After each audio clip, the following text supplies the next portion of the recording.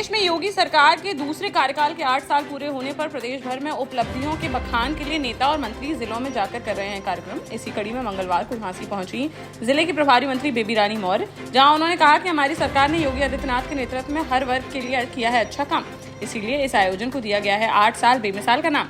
एक सवाल के जवाब में प्रभारी मंत्री ने राहुल गांधी पर साधा निशाना, कहा कि राहुल गांधी केवल उठाने आते हैं सवाल, वह सिर्फ एक संविधान की किताब लिए घूमते हैं, लेकिन उन्हें इसके बारे में पता नहीं है कुछ। जवाहरलाल नेहरू को दलित विरोधी बताते हुए कहा कि वह दलितों के थे विरोधी, कांग्रेस शुरू से ही रही है दलित विरोधी।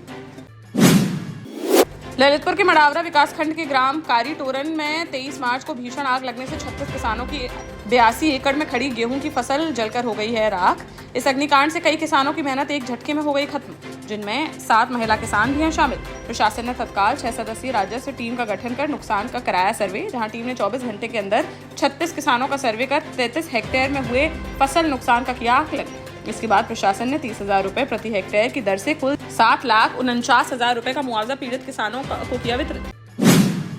झांसी के चिरगांव थाना क्षेत्र में स्थित सेमरी टोल प्लाजा बेखौफ बदमाशों का बना अड्डा, जहां सोमवार की रात हमले की 2 बड़ी घटनाएं आई सामने। जहां एक घटना में अवध फूड्स के ओनर विकास पटेल की गाड़ी पर पत्थरों से किया गया हमला, तो वहीं उरई से सपा के कार्यक्रम में शामिल होकर झांसी वापस लौट रहे सपा के प्रदेश सचिव व झांसी के पूर्व जिलाध्यक्ष महेश कश्यप के काफिले को भी बनाया गया निशाना और उनकी स्कॉर्पियो गाड़ी पर फेंके गए पत्थर, जिसमें बाल बाल पलटने से बच गई गाड़ी। वहीं गाड़ी का शीशा भी बुरी तरह से हो गया क्षतिग्रस्त। सपा नेता महेश कश्यप ने पुलिस से शिकायत कर आरोपियों पर कड़ी से कड़ी कार्रवाई किए जाने की उठाई मांग। मामला दर्ज करते हुए अज्ञात बदमाशों की तलाश में जुटी चिरगांव थाना पुलिस। यूपी में भाजपा सरकार के 8 वर्ष पूरे होने पर जालौन के उरई में भी विशेष कार्यक्रम का किया गया आयोजन, जहां गन्ना राज्य मंत्री संजय सिंह गंगवार ने राजकीय मेडिकल कॉलेज और राजकीय इंटर कॉलेज में आयोजित 3 दिवसीय कार्यक्रम का फीता काटकर किया शुभारंभ। इस दौरान यूपी के गन्ना मंत्री ने मेडिकल कॉलेज के ऑडिटोरियम में विभिन्न सरकारी योजनाओं के लाभार्थियों को प्रशस्ति पत्र, किट और स्वीकृति पत्र किए वितरित। उन्होंने लाभार्थियों को चेक, ट्राईसाइकिल और लैपटॉप भी किए प्रदान। साथ ही नई आंगनबाड़ी कार्यकर्तियों को नियुक्ति पत्र किया गया प्रदान। बांदा से नौकरी का झांसा देकर 3 युवतियों से दुष्कर्म करने की बड़ी वारदात आई सामने, जहां 3 कारोबारियों ने 3 लड़कियों को नौकरी दिलाने का दिलाया भरोसा और फिर उनका 6 महीने तक करते रहे शारीरिक शोषण। आरोपियों ने युवतियों को शराब पिलाकर बनाए अश्लील वीडियो और फिर उसे वायरल करने की धमकी देकर ब्लैकमेल कर लूटते रही उनकी अस्मत। पीड़िताओं की शिकायत पर पुलिस ने आशीष अग्रवाल, स्वतंत्र साहू और लोकेंद्र सिंह चंदेल के खिलाफ केस दर्ज करते हुए मामले की जांच की शुरू। झांसी के मऊरानीपुर में दिन दहाड़े हुए बड़े हत्याकांड में कोर्ट ने सुनाया बड़ा फैसला, जहां मऊरानीपुर इलाके में 29 अगस्त 2016 को दिन दहाड़े बख्तर निवासी अरविंद तिवारी को पीट कर उतार दिया गया था मौत के घाट।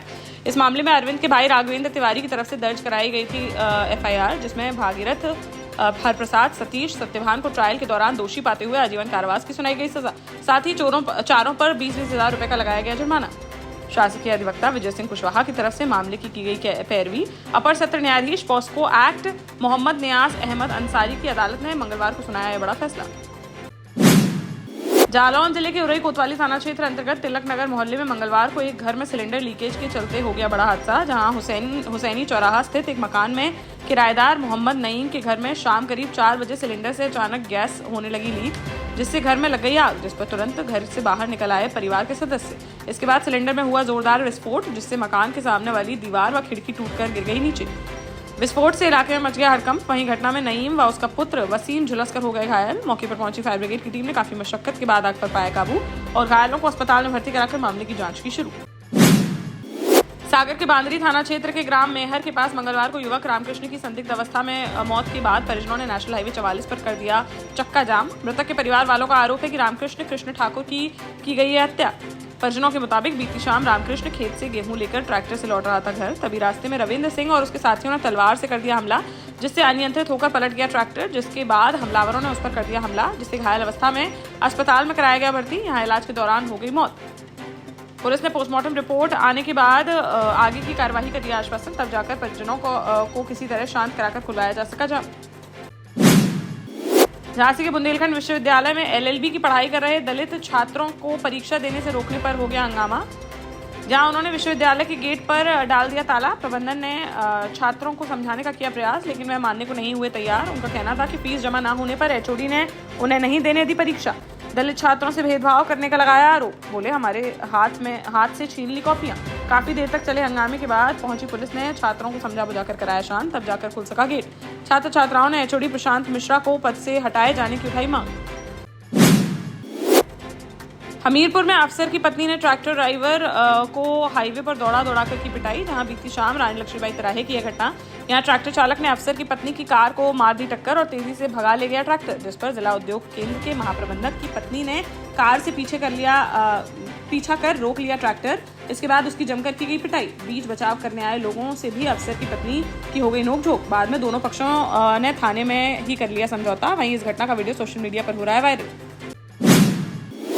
जालौन के उरई कोतवाली क्षेत्र के अंबेडकर चौराहे पर स्थित एक कॉस्मेटिक की दुकान में देर रात शॉर्ट सर्किट के कारण लग गई आग। देखते ही देखते आग ने विकराल रूप कर लिया धारण और आसपास के इलाके के साथ पदम शाह की मजार को भी ले लिया अपनी चपेट में। वहीं बगल में बने एक नर्सिंग होम में मौजूद तीमारदारों ने देखी आग की घटना तो वह भी आ गए दहशत में, जिन्होंने तुरंत फायर ब्रिगेड की टीम को दी सूचना। मौके पर पहुंची दमकल की टीम ने काफी मशक्कत के बाद आग पर पाया काबू, लेकिन तब तक दुकान में रखा लाखों का सामान जलकर हो चुका था खाक।